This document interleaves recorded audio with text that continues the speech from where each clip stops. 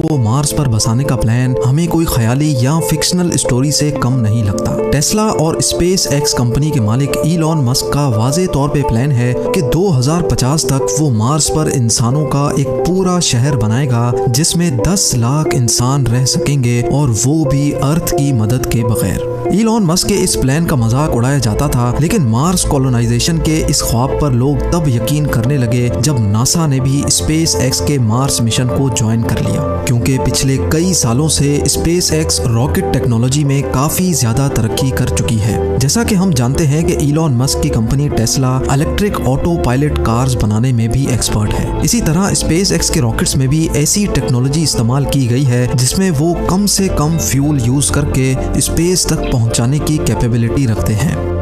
Mars, जो कि अर्थ से 6 करोड़ 20 लाख किलोमीटर दूर है, वहां तक इंसानों को पहुंचाने के लिए एक खास स्टारशिप बनाई जा रही है जो इलॉन मस्क के मुताबिक टेस्ला में इस्तेमाल होने वाली बैटरीज पर ऑपरेट होगी, यानी उसमें फ्यूल कम से कम इस्तेमाल किया जाएगा। मार्स तक तो वो इंसानों को पहुंचा देगा, लेकिन सवाल ये उठता है कि मार्स पर इंसानों की कॉलोनी कैसे मुमकिन होगी। आखिर इलॉन मस्क और नासा इस हरे भरे अर्थ को छोड़कर इंसानों को इस बंजर मार्स की जमीन पर क्यों बसाना चाहते हैं? ना ही वहाँ सांस लेने के लिए ऑक्सीजन है, ना ही खाने पीने का सामान, और ना ही -100 डिग्री सेल्सियस जितनी सर्दी में सर छुपाने की जगह। जब वहाँ इंसान के रहने की कोई बेसिक फैसिलिटी भी मौजूद नहीं है, तो आखिर मार्स पर इंसानों की कॉलोनी बनाना मुमकिन कैसे होगा? ज़ेम टीवी की वीडियोस में एक बार फिर से खुशामदीद। नाजरीन, यही वो सवालात हैं जिनके जवाब आप इस वीडियो में जान सकेंगे। सबसे पहले बात करते हैं कि जब इस अर्थ पर इंसान के रहने की सारी नेचुरल फैसिलिटीज मौजूद हैं, तो फिर इंसानों को मार्स पर भेजने की जरूरत ही क्या है? पिछली कई सदियों से हमारे प्लेनेट अर्थ की हेल्थ के ऊपर जो भी रिसर्च हो रही थी, अफसोस के साथ उन तमाम रिसर्च के रिजल्ट्स नेगेटिव आए हैं। साइंसदानों का कहना है कि जब से इंसान ने फॉसिल फ्यूल्स यानी पेट्रोल और गैस का इस्तेमाल शुरू किया है, तब से अर्थ का टेम्परेचर बढ़ता चला जा रहा है, और एक वक्त ऐसा आएगा जब ये टेम्परेचर इतना ज्यादा हो जाएगा कि अर्थ पर किसी भी जानदार का रहना मुमकिन नहीं होगा। एक सर्वे के मुताबिक हर 10 सालों में अर्थ का एवरेज टेम्परेचर 0.16 डिग्री सेल्सियस जितना बढ़ रहा है, यानी जिन गर्म इलाकों में अभी इंसान बसते हैं, अगर ये सब ऐसे ही चलता रहा तो आज से 150 सालों के बाद वहाँ इंसान का रहना मुमकिन नहीं होगा। टेम्परेचर बढ़ने की वजह से ग्लेशियर्स भी धड़ाधड़ पिघल रहे हैं, जिनकी वजह से फ्लड्स, साइक्लोन्स और सुनामी का चांस भी बढ़ता जा रहा है। बात सिर्फ फ्यूल के इस्तेमाल की ही नहीं है, इस पॉल्यूशन ने हमारे अर्थ की ओजोन लेयर को भी डैमेज कर दिया है। वो ओजोन लेयर जो सूरज से निकलने वाली जानलेवा रेस से हमें बचाती है, वो भी अब आहिस्ता आहिस्ता करके डैमेज होती जा रही है। यानी एक तरफ पॉल्यूशन से पैदा होने वाली गर्मी और दूसरी तरफ खौफनाक सोलर रेडिएशंस। साइंसदानों को एक बात तो कंफर्म हो चुकी है कि एक ना एक दिन हमारा अर्थ रहने के काबिल नहीं बचेगा, और यही वजह है कि हम इंसान अपने लिए एक दूसरा घर यानी एक दूसरा प्लेनेट अभी से ढूंढ रहे हैं। लेकिन सिर्फ मार्स ही क्यों? हमारे सोलर सिस्टम में तो दूसरे भी कई प्लैनेट्स मौजूद हैं, तो फिर आखिर मार्स को ही क्यों चुना जा रहा है? हमारे सोलर सिस्टम में हमारा एक पड़ोसी प्लेनेट वीनस है और दूसरा मार्स। वीनस जो मार्स के मुकाबले में अर्थ से काफी ज्यादा करीब है, लेकिन हम वहां नहीं जा सकते क्योंकि वहां वही सब कुछ है जिससे हम भाग रहे हैं, यानी गर्मी। जी हाँ, वीनस सूरज के गिर्द चक्कर लगाने वाला दूसरा प्लेनेट है जहाँ गर्मी इतनी शदीद होती है कि लोहे को भी पिघला कर रख दे। दूसरी तरफ हमारा पड़ोसी है मार्स, जो सूरज के गिर्द चक्कर लगाने वाला चौथा प्लेनेट है। यहाँ वीनस जैसी आग तो नहीं बरसती, पर यहाँ सर्दी अर्थ के आर्कटिक रीजन से भी ज्यादा होती है। सिर्फ कड़ाकेदार सर्दी ही नहीं है जो मार्स पर इंसानों के लिए मुश्किल खड़ी करे, बल्कि ना ही वहाँ ऑक्सीजन है और ना ही पानी, यानी इंसान के जिंदा रहने की बेसिक फैसिलिटीज भी वहाँ मौजूद नहीं है। ये सारी कंडीशंस जानने के बावजूद भी नासा और इलॉन मस्क के पास आखिर ऐसा क्या प्लान है जिससे वो मार्स पर इंसानों को जिंदा रख सकते हैं? इलॉन मस्क के प्लान के मुताबिक 2026 में पहले मार्स पर इंसानों का एक छोटा ग्रुप जाएगा। इस ग्रुप के पास कम से कम 2 साल जिंदा रहने की तमाम चीजें मौजूद होंगी, यानी खाना पीना, ऑक्सीजन और प्रेशराइज्ड सूट्स। लेकिन इस ग्रुप के वहां जाने से भी पहले मार्स पर एक प्रोटेक्टिव शेल्टर बनाना बहुत ही जरूरी है, क्योंकि मार्स पर मिट्टी के खौफनाक तूफान इंसानों को नुकसान पहुंचा सकते हैं। ये प्रोटेक्टिव शेल्टर्स मार्स पर मौजूद मिट्टी से ही बनाए जाएंगे, लेकिन जब मार्स पर इंसान नहीं होंगे तो ये शेल्टर आखिर बनाएगा कौन? हैरत अंगेज तौर पे ये शेल्टर्स मार्स पर मौजूद रोबोट्स बनाएंगे। आर्टिफिशियल इंटेलिजेंट रोबोट्स को इंसानों से पहले मार्स पर भेजा जाएगा। ये एक खास किस्म के रोबोट्स होंगे जो वैसे तो अलग अलग हिस्सों में काम कर सकेंगे, लेकिन जरूरत पड़ने पर वो आपस में जुड़ भी सकेंगे। ये रोबोट्स इंसान के काम करने से काफी ज्यादा फास्ट काम कर सकेंगे, जिनमें कैमरास, सेंसर्स, मिट्टी खोदने के लिए एक्सकवेटर्स और 3D प्रिंटर यूनिट्स भी लगे होंगे। सोलर एनर्जी से चलने वाले ये रोबोट्स पहले तो सेंसर्स की मदद से एक खास किस्म की मिट्टी ढूंढेंगे। जिस जगह पर वो खास मिट्टी ज्यादा पाएंगे वहीं वो अपना बेस यूनिट कायम कर लेंगे। इन रोबोट्स में से जिसका काम डिगिंग का होगा वो उस जगह को खोदकर मिट्टी को कलेक्ट करेगा और फिर छोटे छोटे रोबोट्स ये मिट्टी रिफाइनिंग यूनिट तक लेकर जाएंगे। रिफाइनिंग के बाद ये मिट्टी 3D प्रिंटर यूनिट तक पहुंचाई जाएगी, जो एक एक लेयर करके 3D प्रिंट करते जाएंगे।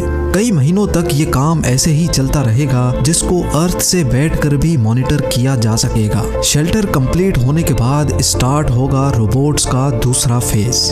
अब मार्स पर पहली बार इंसानों का एक ग्रुप लैंड करेगा। क्योंकि इंसान यहाँ पहली बार लैंड करेंगे, इसीलिए इनके पास काफी सारा सामान भी मौजूद होगा। मार्स पर मौजूद रोबोट्स इंसानों को वहाँ वेलकम करेंगे, उनका सामान उठाकर लैंडिंग साइट से बेस यूनिट तक लेके जाएंगे और बेस यूनिट के शेल्टर के अंदर छोटे छोटे यूनिट्स को रखा जाएगा, जो अपने आप इन्फ्लेट हो जाएंगे।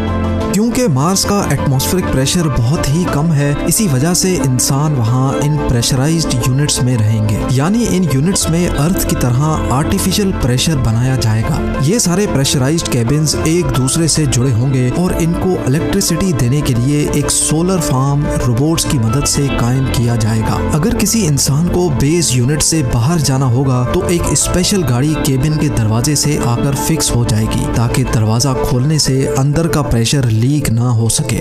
अब बारी होगी मार्स पर एक ग्रीन हाउस बनाने की, ताकि मार्स पर वेजिटेशन की जा सके। साइंस रिसर्च के मुताबिक मार्स पर स्टार्टिंग में सिर्फ पोटैटोज और बीन्स लगाए जा सकेंगे। ग्रीन हाउस के अंदर प्लांट्स जैसे जैसे बड़े होंगे, उनमें से एक ऐसी चीज निकलेगी जिसका होना मार्स पर बहुत ही ज्यादा जरूरी है, और वो है ऑक्सीजन। जी हाँ, ये प्लांट्स मार्स पर सब्जियों के अलावा इंसानों को ऑक्सीजन भी देंगे, लेकिन ये ऑक्सीजन इतना ज्यादा नहीं होगा, इसलिए जल्द अज जल्द मार्स पर ऑक्सीजन बनाने का भी बंदोबस्त किया जाएगा। हैरत अंगेज तौर पे ये एक्सपेरिमेंट मार्स रोवर पहले ही कर चुका है। एक स्पेशल डिवाइस जो सोलर एनर्जी के जरिए ऑपरेट होगी, वो मार्स के एटमॉस्फेयर से कार्बन डाइऑक्साइड को लेकर उसमें से हीट और इलेक्ट्रिकल करंट पास करेगी, जिससे ऑक्सीजन कार्बन डाइऑक्साइड से अलग हो जाएगा और उस ऑक्सीजन को कलेक्ट कर लिया जाएगा। यानी अब इंसानों की एक छोटी टीम वहाँ ऑक्सीजन भी बना सकेगी। खाने के लिए उनके पास सिर्फ 2 डिश ही सही, पर खाना मौजूद होगा। और मार्स की जमीन के नीचे फ्रोजन वाटर मार्स पर मौजूद रोवर पहले ही ढूंढ चुका है, तो उस बर्फ को पिघलाकर पानी भी बनाया जाएगा। 100 बातों की एक बात, मार्स पर भेजे गए इंसान अब बगैर अर्थ की मदद से जिंदा भी रह सकेंगे और वक्त पड़ने पर वापस अर्थ की तरफ रवाना भी हो सकेंगे। लेकिन क्या ये सब ऐसे ही चलता रहेगा? क्या मार्स पर जाने वाले लोग कभी भी अपने केबिन से बाहर नहीं निकलेंगे? अगर मार्स पर जाकर भी ऐसी ही जिंदगी गुजारनी है तो फिर इतने ज्यादा ताम झाम की आखिर जरूरत ही क्या थी? साइंसदानों के पास इस मसले का कोई सॉल्यूशन तो नहीं है, लेकिन उनका ये ख्याल है कि अगर मार्स के एटमॉस्फेयर में कुछ ऐसी चेंजेस की जाएं जिससे मार्स का टेम्परेचर बढ़ जाए, तो शायद आने वाले 100 या 200 सालों के बाद मार्स वैसा ही हरा भरा हो सकता है जैसा अभी हमारा अर्थ है। यानी साइंसदानों के मुताबिक मार्स का टेम्परेचर बढ़ाने से वहां दोबारा जिंदगी पाई जा सकती है, और इस काम के लिए जो आइडियाज दिए जा रहे हैं वो जानकर यकीन करना मुश्किल होगा। एक MIT स्टूडेंट मार्गरीटा मैरिनोवा का आइडिया है कि मार्स पर रोबोट्स की मदद से फैक्ट्रीज बनाई जाएं, जो सुबह शाम और दिन रात सिर्फ एक ही काम करेंगी। उनका काम होगा सिर्फ धुआं निकालना, और उस धुएं की वजह से मार्स में भी वही सब कुछ होगा जो अर्थ के साथ हो रहा है, यानी ग्लोबल वार्मिंग। दूसरी तरफ इलॉन मस्क ने भी मार्स का टेम्परेचर बढ़ाने के लिए एक आइडिया दिया है और वो ये है कि मार्स पर न्यूक्लियर वेपन इस्तेमाल किए जाएं। उनका कहना है कि मार्स पर 10,000 न्यूक्लियर मिसाइल्स फायर किए जाएंगे तो वहाँ की आइस भी मेल्ट होगी और वहाँ का ओवरऑल टेम्परेचर भी बढ़ेगा, जिसकी वजह से मार्स जल्द अज जल्द इंसानों के रहने के काबिल बन सकेगा। नाजरीन, इलॉन मस्क और नासा का अभी तक का प्लान यही है कि 2026 में पहले इंसानों का छोटा ग्रुप वहां जाकर मुख्तलिफ एक्सपेरिमेंट्स करेगा और फिर हर 2 सालों के बाद जब अर्थ और मार्स एक दूसरे के करीब आ जाते हैं तब वहां मजीद लोग भेजे जाएंगे। 2050 तक मार्स पर 10 लाख लोग ऐसे ही प्रेशराइज्ड केबिन्स में रहेंगे और साथ साथ मार्स का टेम्परेचर बढ़ाने के लिए भी कोशिशें की जाएंगी। उनका ख्याल है कि 100 या 200 सालों के बाद वो मार्स को भी अर्थ जैसा प्लेनेट बनाने में कामयाब हो जाएंगे। उम्मीद है ज़ेम टीवी की ये वीडियो भी आप लोग भरपूर लाइक और शेयर करेंगे। आप लोगों के प्यार भरे कमेंट्स का बेहद शुक्रिया। मिलते हैं अगली शानदार वीडियो में।